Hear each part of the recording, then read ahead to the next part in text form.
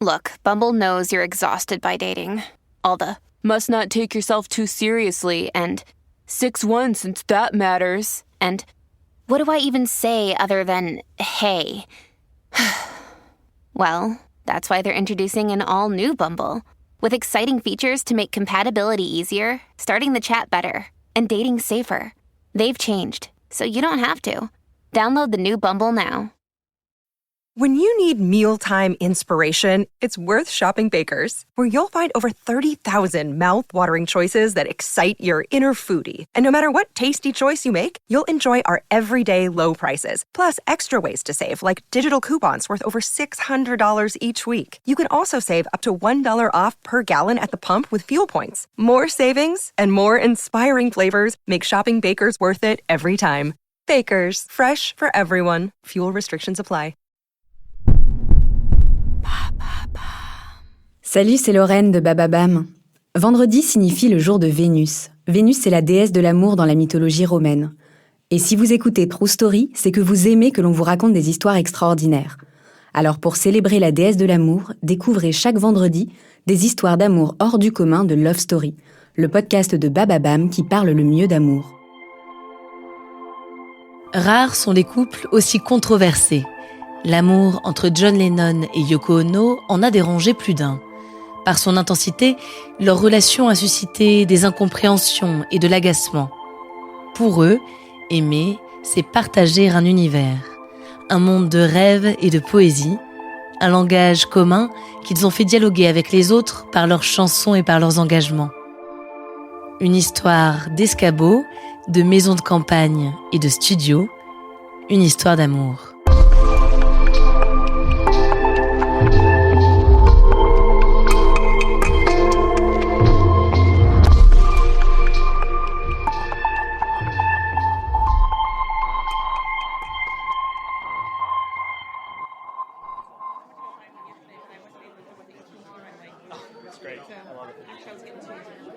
1969, Amsterdam.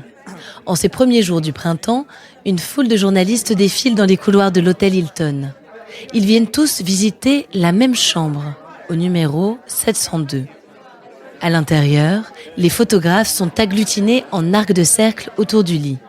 Face à eux, assis entre les draps, John Lennon et Yoko Ono. Ils sont vêtus de pyjamas blancs. Au-dessus de leur tête, collées contre la baie vitrée, deux affiches, Hair Peace et Bed Peace.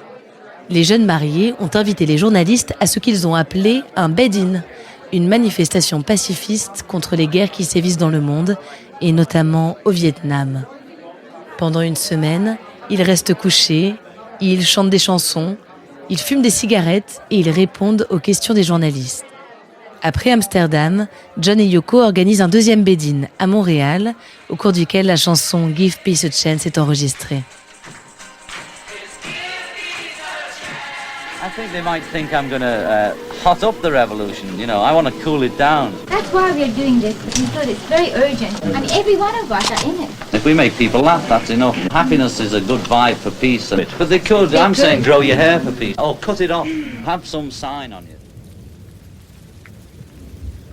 John et Yoko se rencontrent en 1966 à Londres. Yoko présente sa nouvelle exposition. Le visiteur doit grimper en haut d'un escabeau pour lire un minuscule message sur le plafond immaculé. Le message dit simplement « Oui ». John est de nature sceptique quant à l'art contemporain. Mais cette fois, en découvrant le procédé inventé par Yoko, quelque chose se passe. J'arrive enfin au vernissage et au début je pensais « Vous ne m'aurez pas avec toutes ces conneries ». Il y avait cet escabeau et quelque chose au plafond. J'escalade et sur le plafond je lis « Oui ». Je me suis dit « Je suis d'accord ». S'il était écrit « Non », j'aurais conservé mes idées préconçues sur l'art et sur les artistes. Mais ça disait « Oui » et c'était suffisant. Puis elle est arrivée, elle ne savait pas qui j'étais. Elle m'a dit « Tu voudrais planter un clou ? C'est 5 centimes. » Je n'avais pas d'argent, donc je lui ai dit « Je vais planter un clou imaginaire et je te donne 5 centimes imaginaires. » Et elle a accepté, comme si on acceptait notre travail mutuel. C'est comme ça qu'on s'est rencontrés. Après plusieurs mois de relations amicales, John et Yoko s'offrent l'un à l'autre à l'occasion de leur première collaboration artistique. Dès lors, ils sont inséparables. Yoko accompagne John à tous les enregistrements d'Abbey Road avec les Beatles. Pour beaucoup, elle est la cause de la séparation du groupe légendaire. Car dès les premiers instants, Yoko est considérée comme despotique, manipulatrice et toxique. Une folle, elle ne correspond pas aux standards de beauté. Petite, toute de noir vêtue, ses longs cheveux hirsutes devant le visage. En demi-teinte, ce sont aussi ses origines japonaises qu'on lui reproche. Rarement une femme n'aura suscité autant de désamour. Mais qu'importent les rumeurs et les médisances, John et Yoko vivent maintenant dans leur bulle. Une bulle de rêve et de créativité. Ils se soutiennent mutuellement dans tous leurs projets. Yoko n'est pas qu'une muse, elle est artiste, elle aussi. Auprès d'elle, John respire. À l'été 1969, John vient de terminer l'enregistrement d'Abbey Road. Il décide de partir s'aérer à Tittenhurst Park avec Yoko. C'est la demeure de campagne de John près d'Ascot. Une immense bâtisse blanche de style grégorien. John fait installer un studio au cœur du manoir. C'est là-bas que va naître l'album Imagine. Il fait appel au producteur Phil Spector et à des musiciens et amis comme George Harrison et Klaus Voormann. Tous ceux qui assistent aux enregistrements témoignent de l'importance de Yoko dans le processus créatif. Elle est toujours présente. Elle porte un regard bienveillant sur le travail de John et lui donne parfois des conseils. Leur complicité est évidente.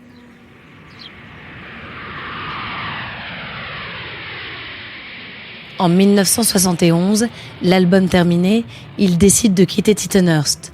Yoko est une citadine de nature et veut retrouver les vibrations de la ville. C'est le début d'une nouvelle vie de l'autre côté de l'Atlantique. À New York, ils s'installent à West Village. Les médias les inondent de demandes d'interviews. Ils les acceptent car ils y voient l'occasion de parler de leur rêve commun, la fin de la guerre.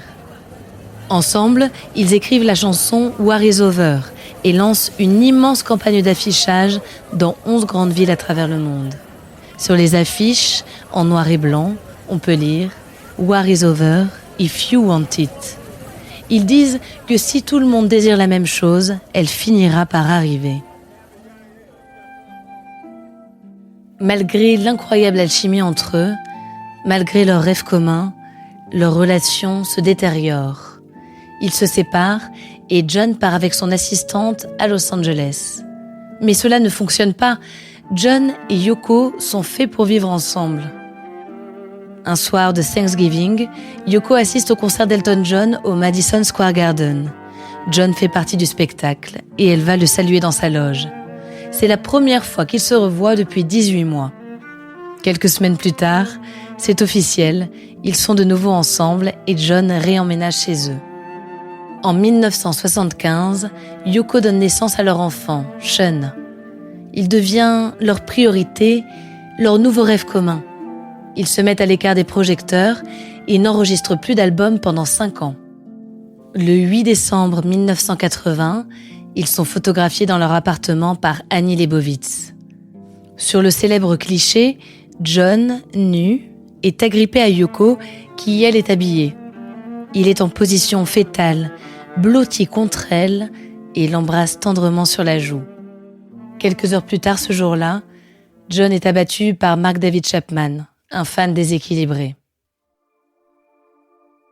Après la mort de John, Yoko se consacre à l'éducation de leur fils et à la gestion de l'immense empire Lennon. Elle enregistre également un album solo, Season of Glass. La photo de la pochette fait scandale.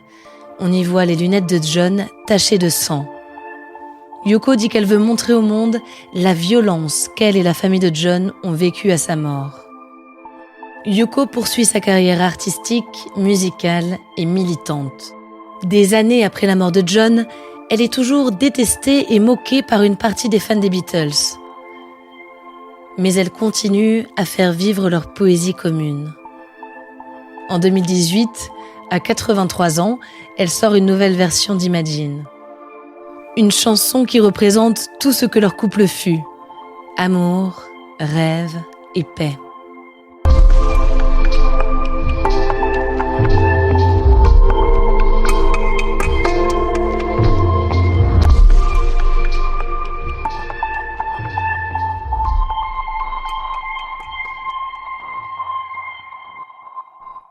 Merci d'avoir écouté cet épisode de Love Story.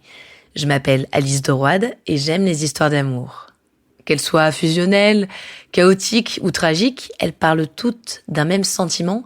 Elles sont toutes universelles. J'espère que cette histoire aura su résonner en vous. Si vous aimez ce podcast, pensez à vous abonner, à lui donner une note sur les différentes plateformes d'écoute. Désormais, vous pouvez également suivre Love Story sur Instagram. Merci de votre fidélité et à bientôt.